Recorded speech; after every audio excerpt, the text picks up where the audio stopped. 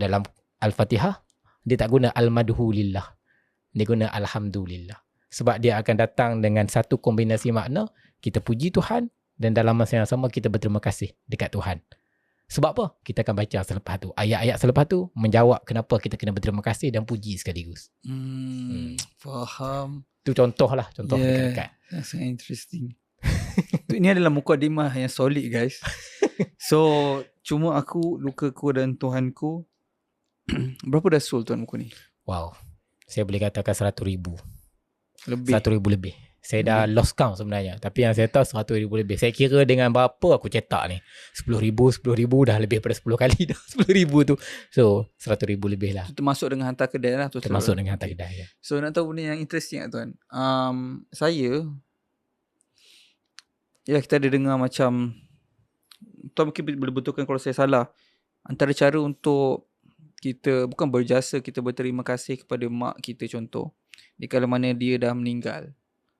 Which is mak saya adalah dengan kita bersilaturahim dengan orang yang dia baik ataupun rapat ataupun dia suka kan. Betul?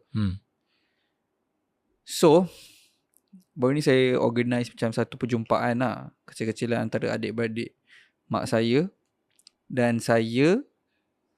Adik-beradik mak saya banyak adik-beradik, tapi yang rapat je. Dan juga dengan saya dan kakak saya, which is dengan adik saya, which is kita orang anak kepada, ada only anak lah 3 orang ni. So ayah saya pun memang tak ada. So kita 3 orang, saya organize. Lepas tu saya sekalikan adik-beradik yang rapat ni untuk makan-makan, bersilaturahim lah. Sebab dah lama mak saya meninggal dah setahun lebih. So di bawah first time kita orang buat. And jumpa, yelah catch up lama tak jumpa, borak-borak. Lepas tu macam ada pakcik saya tanya, sebab dia nampak saya jual buku sekarang ni. Lepas tu adik bongsu mak saya bawa keluar pun dah tu juga, dalam maybe 50 lebih. 50 tahun ni. Lepas tu dia bawa keluar, dia bawa phone, cakap, Acu baru beli buku ni, dia tunjuk. Cuma aku lukaku dan Tuhanku, dan juga seindah apa di hujung sana. Saya mind blown gila tuan. Sebab apa? Sebab saya kenal dia macam mana. Sebab dia memang adik mak saya bongsu yang memang duduk dengan kita orang masa kita orang besar. Sampai saya rasa umur saya 18-19. So saya tahu dekat rumah macam mana, dia style yang macam mana ke apa kan. Pasal saya macam tak boleh brain. Saya tak rasa dia emosi punya orang. Saya tak rasa dia emosi punya orang. So saya macam ya betul kan. Okay, saya macam kenapa Acu beli? Random gila. Saya tanya lah. Lepas tu saya ingat pakcik saya cakap, sebab memang Acu nak ke arah tu. Dia nak ke arah tu.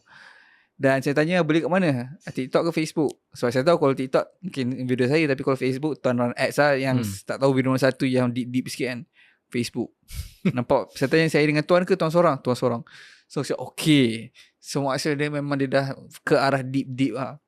And saya rasa tu ada satu achievement lah saya rasa untuk tentang kita. Sebab saya tak rasa dia orang yang macam tu tuan. Okay, kita boleh nak close orang untuk yang emotional. Memang style suka emosi, macam suka fikir deep macam saya kan. Okay, boleh close untuk baca buku ni. Tapi untuk orang yang keras, tak adalah saya cakap dia keras yang dari segi negative side, tapi memang personality dia. Sebab bayangkan dia bongsu, so dia membesar tu di kala mana mak ayah pun dah tak ada. And baru umur belas mak ayah, sekiranya datuk nenek saya dah tak ada. So agak mencabar dan membentuk seorang yang keras. Tapi membaca buku ni, apa perasaan tu? Wow. Saya telah alhamdulillah bertemu dengan ramai orang yang baca buku tu dengan pelbagai latar belakang. Saya ada satu cerita menarik.